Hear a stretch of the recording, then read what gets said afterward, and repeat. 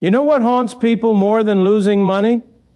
Missing the window, realizing too late that they had the chance to protect themselves, but they hesitated, they procrastinated, and now the door has closed.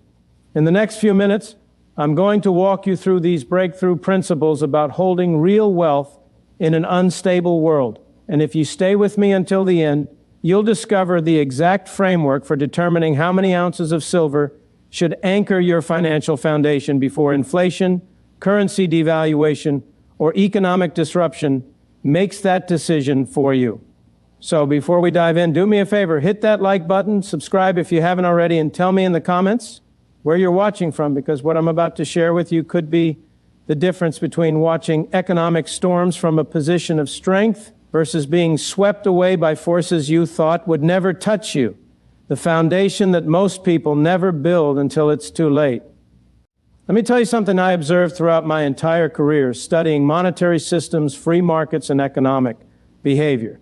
Something that separated those who built lasting wealth from those who merely earned good incomes and lost it all. The difference wasn't intelligence. It wasn't luck. It wasn't even hard work, though that certainly mattered. The difference was this: understanding that wealth is not what you earn. It's what you keep in forms that cannot be inflated away, devalued by political decisions, or erased by institutional failure. I watched this play out over decades. I saw the Bretton Woods system collapse in 1971. I witnessed currency after currency lose purchasing power. I studied hyperinflations throughout history, from Weimar Germany to the Roman Empire's debasement of their silver denarius. And through all of it, one truth emerged with crystal clarity: when paper promises fail, people return to what has always held value: silver, gold, tangible assets that don't require someone else's signature to be worth something. But here's what frustrated me for years. Most people treated precious metals like a speculation, a gamble, something you buy hoping to flip for quick profit. They completely missed the point. Silver isn't primarily about getting rich quick. Silver is about preserving the wealth you create through your work, your business, your skills. It's about making sure that when the monetary system does what monetary systems have always done throughout history, which is inflate, devalue, and eventually collapse, you're standing on solid ground while others are sinking. Think about this for a moment. Right now, as I speak to you from my perspective in the late 20th century, the dollar has lost over 80% of its purchasing power since I was born in 1912. 80%. That means the same paper that bought a quality suit when I was young now barely covers a decent meal. This isn't theory. This isn't paranoia. This is documented monetary history. And the mechanism driving this loss is simple. Governments print money to solve problems they don't have the courage to address through spending discipline or hard choices. Now, you might be thinking, Milton, I'm working hard, I'm saving money in my bank account, I'm being responsible. Isn't that enough? And here's where I need to challenge you with uncomfortable truth. If all your savings are denominated in currency that's being systematically devalued through inflation and monetary expansion, you're not actually saving wealth. You're saving numbers that buy less every single year. You're running on a treadmill where the speed keeps increasing, and you think you're making progress because you see higher numbers in your account, but you're actually standing still or even losing ground in terms of real purchasing power. Let me paint you a specific picture from my own observations. In the 1960s, I knew hardworking families who saved diligently in dollars. They did everything right according to conventional wisdom. They trusted the system. They believed their government when it promised that a dollar would always be a dollar. Then 1971 came, and President Nixon closed the gold window, severing the last link between the dollar and anything real. What happened next? Inflation roared through the 1970s. Those families who had saved in pure dollars watched their purchasing power evaporate. Their life savings, built over decades of sacrifice, bought a fraction of what they'd planned for. It was devastating. Not because they were lazy or foolish, but because they put all their faith in a system that was designed by its very structure to slowly confiscate wealth through inflation. But there were others a smaller group of people who understood something deeper. They had converted a portion of their savings into silver and gold. When inflation hit, these people didn't just survive, they maintained their purchasing power. Their ounces didn't promise anything. They didn't depend on any government's word. They simply were tangible, real, holding value the way they had for thousands of years. These people slept differently at night. They worried less because they understood they had built a foundation that couldn't be printed away. So here's the critical question that should be burning in your mind right now. How much of that foundation should you build? How many ounces of silver should someone hold before it's too late to acquire them at reasonable prices or before economic disruption makes them difficult to obtain at all? And more importantly, who must you become as a person to actually follow through on this commitment instead of just nodding along and then doing nothing? Because here's what I learned studying human behavior and economics for over half a century. Information without action is just entertainment. Most people will hear what I'm telling you. They'll agree intellectually, and then they'll do absolutely nothing. They'll go back to their routines, trusting systems that have failed repeatedly throughout history, assuming somehow that this time will be different. And then one day when the consequences arrive, they'll say, I wish I had listened. I wish I had acted. But by then, the opportunity has passed. The prices have moved. The availability has changed. The moment is gone. The three-tier framework that builds real security. Now, let me give you a practical framework, something concrete you can actually implement starting today. Throughout my career, I've always believed in clear thinking and actionable principles, not vague philosophies that sound good but lead nowhere. So let's talk about silver holdings in three distinct tiers: survival, stability, and legacy. Each serves a different purpose. Each requires a different mindset. And together, they form a comprehensive approach to protecting your financial future. The survival tier is your first line of defense. This is the amount of silver that gives you psychological security and practical options if your currency experiences significant devaluation or if your income is disrupted. For many people, this might mean holding enough ounces that if converted back to currency in a crisis could cover 3 to 6 months of essential expenses. Now, I'm not telling you to immediately go out and spend money you don't have. I'm describing a target, a goal, something to build towards systematically over time. Let me be very specific here, because vague advice is worthless. If your essential monthly expenses are, say, $2,000 in today's terms, and you want 3 months of security, that's $6,000 in coverage. At various silver prices throughout history, that might translate to anywhere from 50 to 200 ounces, depending on market conditions. The exact number fluctuates, but the principle doesn't. You're converting a portion of your savings from paper promises into tangible assets that hold purchasing power regardless of what happens to your currency. But here's where most people stumble, and I need you to hear this clearly. You cannot build this tier overnight unless you have substantial capital already set aside. For the vast majority of working people, this is built through consistent, disciplined accumulation. Maybe you commit to buying 2 ounces every month. Maybe it's 5 ounces. Maybe, if times are tight, it's just 1 ounce every paycheck. The specific amount matters less than the consistency. You are building a habit of converting your labor into something real, something that stores value, something that doesn't apologize when politicians make promises they can't keep or when central banks expand the money supply to solve short-term political problems. I've seen this pattern repeated countless times. The people who ended up with meaningful precious metals holdings weren't the ones who tried to time the market perfectly or who made one big bet.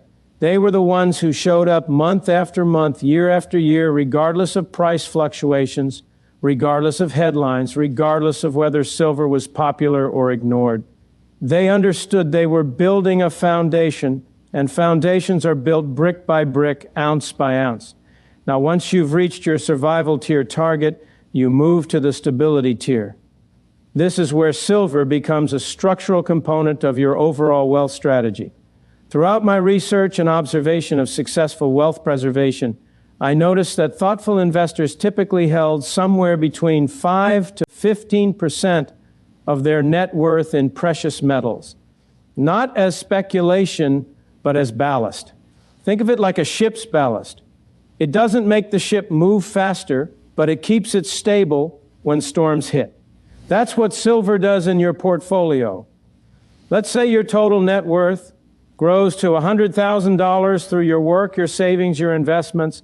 A stability position might mean holding $5,000 to $15,000 worth of silver. At various price points, that could represent 150 to 500 ounces or more. Again, these are illustrative numbers, not prescriptions, because everyone's situation differs. But the principle is universal. You don't want all your wealth dependent on any single system, any single currency, or any single promise. Here's why this matters more than most people realize. When you hold all your wealth in bank accounts, stocks, bonds, or real estate, you're making a massive bet that the financial and monetary system will remain stable and functional. Maybe that bet pays off. Throughout much of my lifetime, it largely did in America, though with significant inflationary erosion. But history teaches us that systems break, currencies fail, institutions collapse. When that happens, the people with diversified holdings that include tangible assets survive and even thrive, while those who put all their eggs in one basket suffer catastrophic losses. I'm not trying to make you paranoid. I'm trying to make you realistic. The question isn't whether monetary systems experience crisis. History proves they do with regularity. The question is whether you'll be positioned to weather that crisis or whether you'll be entirely exposed to forces beyond your control. The stability tier is how you position yourself not to predict disaster, but to be prepared for it while continuing to live your life productively. But there's a third tier, and this is where your thinking must expand beyond your own lifetime. The legacy tier is silver you're holding not primarily for yourself, but for the next generation. This is the portion of your stack that you mentally label as untouchable, except in the most extreme circumstances. This is wealth you intend to pass on with a story attached. A story about discipline, about foresight, about refusing to trust everything to paper promises. Think about what you're actually doing when you build a legacy tier. You're creating physical proof that someone in your family line chose to think long term. You're passing on not just metal, but a mindset. Your children or grandchildren will one day hold those ounces in their hands, and they'll understand that wealth isn't just about earning money. It's about storing value in forms that transcend political systems, economic cycles, and institutional failures. That's a lesson more valuable than the silver itself. Throughout history, I observed that families who maintained wealth across generations typically did so by holding a mix of productive assets and real money. They didn't just pass on businesses or properties. They also passed on gold, silver, and other tangible stores of value. Why? Because systems change, governments change, currencies change, but silver remains silver. An ounce in your hand today is the same as an ounce someone held 1,000 years ago. That continuity, that permanence, that's what makes precious metals so powerful as legacy assets. Now, here's the crucial integration point that ties all three tiers together. Silver stacking only becomes truly powerful when combined with personal growth in three areas: discipline, skill building, and long-term vision. Let me break this down because it's critical. Discipline is what converts good intentions into actual ounces.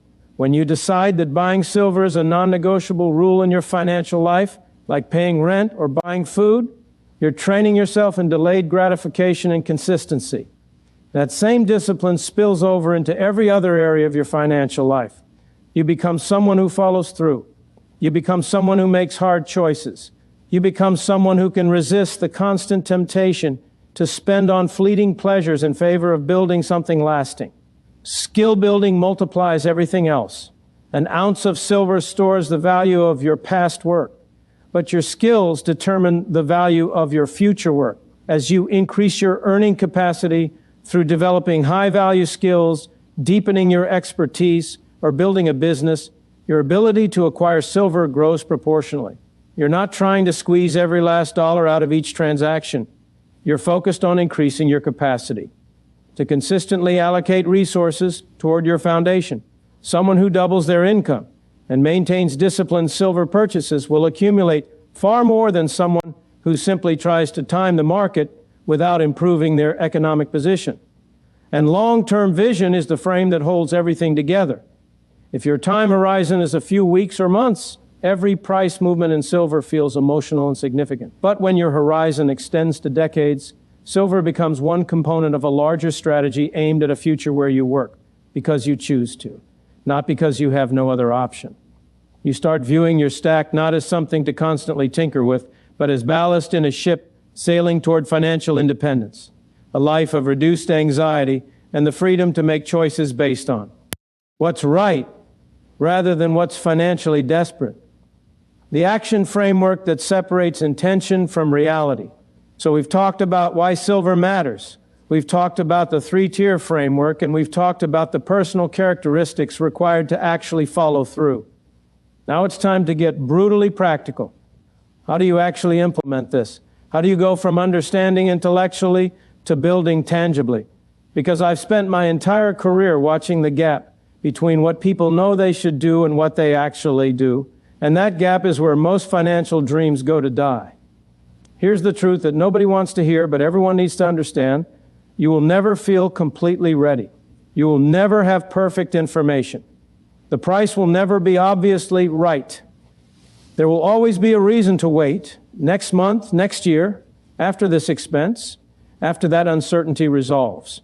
If you wait for perfect conditions, you will wait forever. The people who built meaningful precious metals holdings didn't do so because they had crystal balls or inside information. They did it because they started, and then they didn't stop. Let me give you a specific action framework. First, decide on a habit, not just a hope. Hope says, one day when I have extra money, I'll buy silver. Habit says, on this specific date every month, I allocate this specific amount towards silver, regardless of price, regardless of mood, regardless of whether it's exciting or boring. The difference between these two approaches is the difference between people who build wealth and people who just talk about building wealth. Choose a percentage of your income that's challenging but sustainable. For some people, that might be 5. For others who are more aggressive, it might be 10 or even 15. The specific number is less important than 2 factors.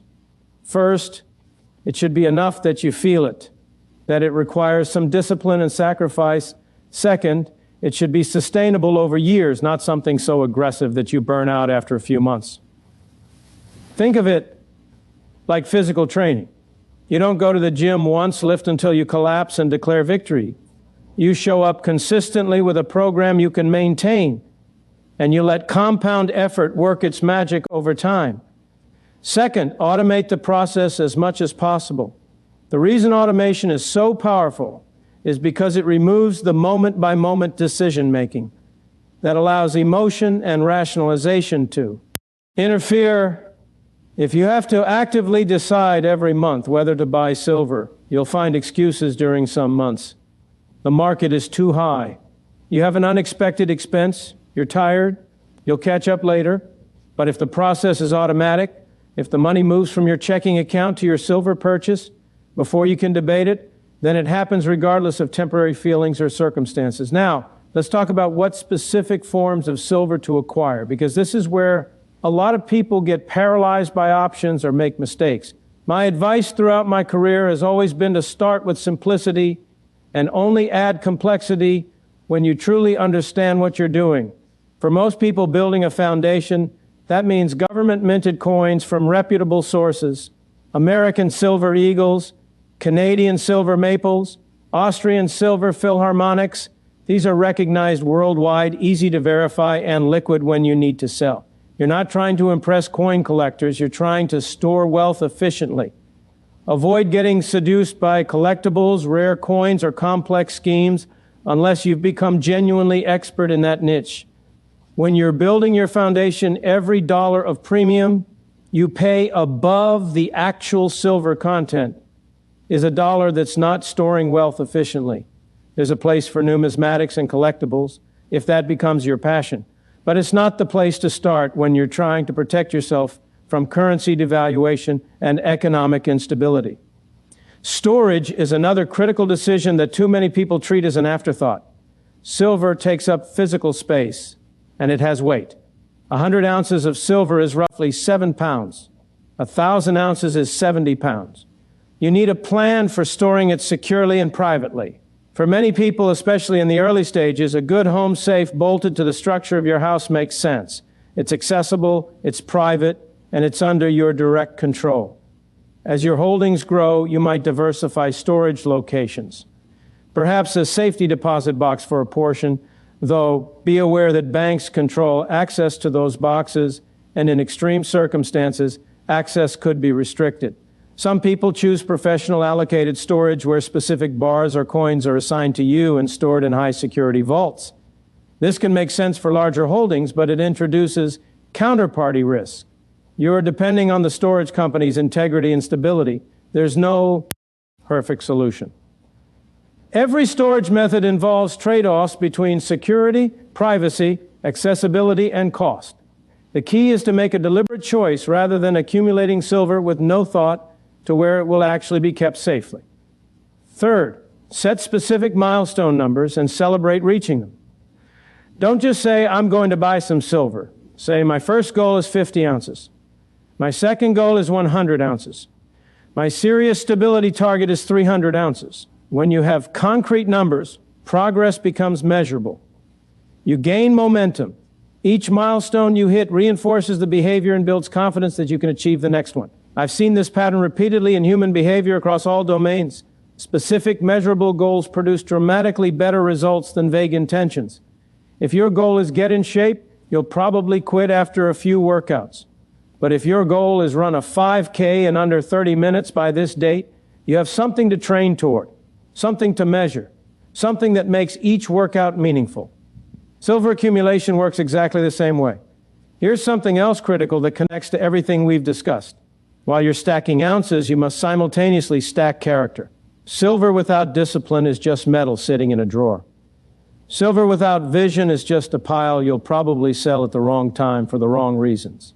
Silver without courage is just a comfortable hedge that never gets used to create actual opportunities when they arise.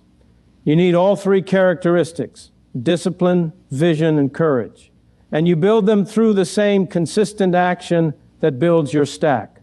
Let me address the question I know many of you are asking. Milton, what about the price? Should I wait until it drops? Should I buy more when it's low and less when it's high? Here's my answer based on decades of studying markets and human behavior. If your time horizon is measured in decades and your goal is wealth preservation rather than speculation, price timing matters far less than consistent accumulation. Yes, if you happen to buy during a price dip, you'll get more ounces for your dollars. But if you wait for the perfect dip, you might wait forever, and you'll have nothing while you're waiting. The people I observed who built the most substantial precious metals holdings used what's called dollar cost averaging. They bought the same dollar amount at regular intervals regardless of price. Sometimes they bought when silver was expensive and got fewer ounces. Sometimes they bought when it was cheap and got more ounces. Over time, this approach averaged out their cost, and more importantly, it removed the psychological torture of trying to time every purchase perfectly. They weren't trying to outsmart the market. They were trying to build a foundation systematically, and they succeeded because they prioritized consistency over cleverness. Now let me address something uncomfortable but essential. You're going to face moments of doubt. There will be periods when silver prices drop and you'll feel foolish. There will be periods when friends or family question why you're wasting money on shiny metal instead of buying the latest gadget or taking fancy vacations. There will be times when the market explodes upward and greed whispers, "Sell it all, cash out, you're a genius." And there will be times when nothing dramatic happens for years, and you'll wonder if this was all pointless. In those moments, return to the fundamental question, am I building this foundation for excitement, or am I building it for security and freedom? Because if you're chasing excitement, you're in the wrong game. Silver is boring. It just sits there. It doesn't send you quarterly statements. It doesn't pay dividends. It doesn't have an app with exciting notifications.